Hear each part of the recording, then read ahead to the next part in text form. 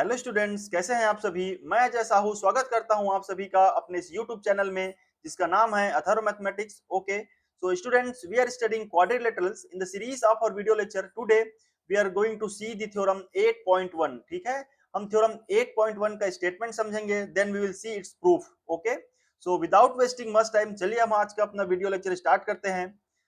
ठीक है, देखते हैं theorem 8.1। What is the statement of theorem 8.1? Statement is a diagonal of parallelogram divides it into two congruent triangle. ठीक है, एक जो पैरेललोग्राम का डायगोनल होगा, प्रोग्राम को दो कॉन्ग्रुएंट ट्रायंगल्स में डिवाइड करेगा। ये थ्योरम का स्टेटमेंट है।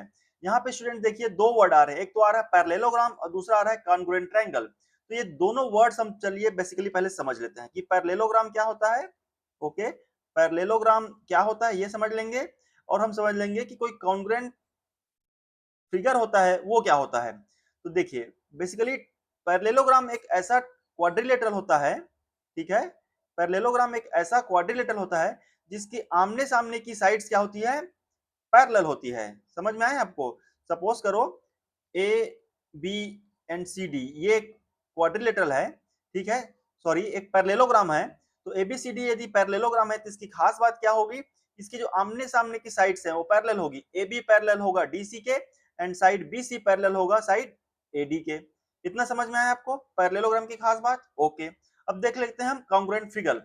कोई फिगर कॉन्ग्रुएंट कब कहलाता है। ठीक है, यदि हमें दो फिगर दिया गया है, यदि दोनों फिगर शेप है ना, शेप एंड साइज, शेप और साइज में यदि कोई फिगर इक्वल है तो ऐसे फिगर को हम क्या बोलते हैं, कॉन्ग्रुएंट फिगर बोलते हैं।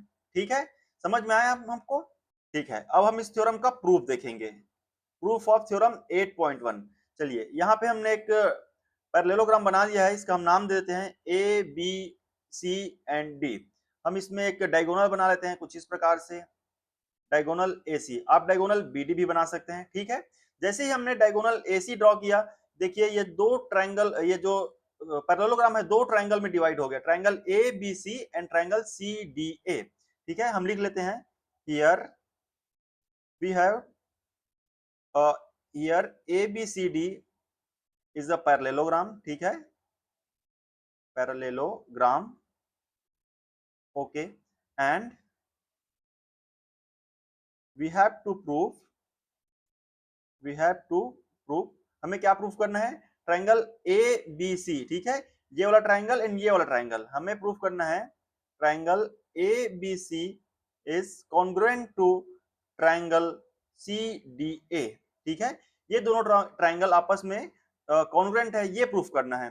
ओके, ठीक है, हम लिख लेते हैं now since A B C D is a parallelogram, इसलिए हम क्या लिख सकते हैं, साइड ए बी पैरेलल होगा साइड डीसी के, है ना। Side A B is parallel to side C D. ठीक है, एंड साइड ए डी, ये वाला साइड ए डी पैरेलल होगा किसके, ये वाले साइड के, बीसी के। ये वाली साइड पैरेलल होगी साइड बीसी के। ठीक है, ओके।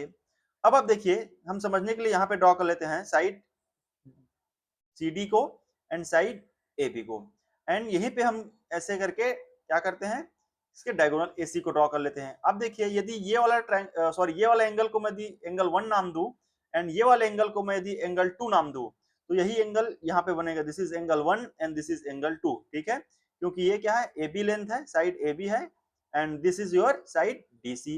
ओके, ठीक है।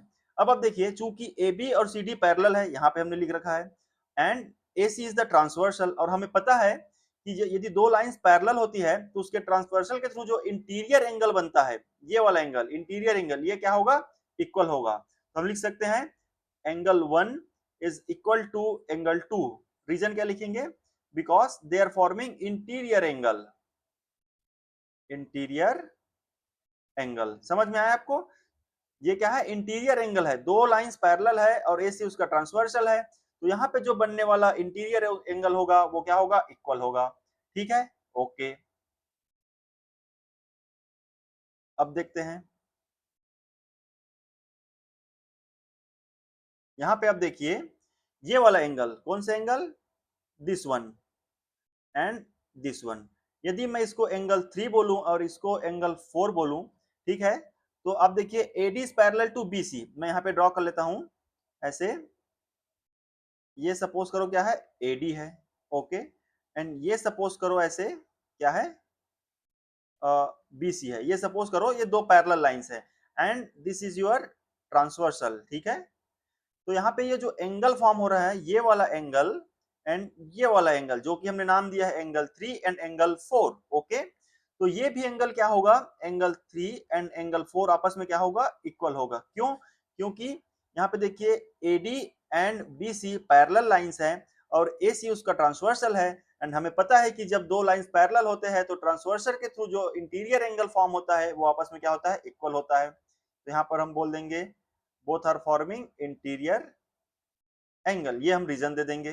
समझ में आया आपको यहां तक? ओके।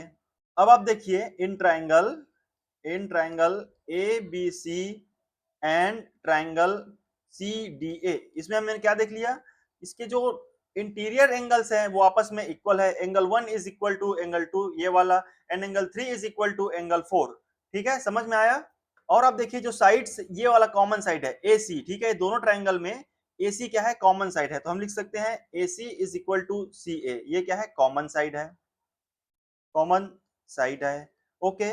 इसलिए आप देखिए by using angle side angle congruence rule, ठीक है, यहाँ पे देखिए दो एंगल्स और उससे इंक्लूडेड एक साइड्स आपस में इक्वल है दो ट्राइंगल में, तो हम कह सकते हैं bye using angle side angle congruency rule, triangle ABC is congruent to triangle CDA।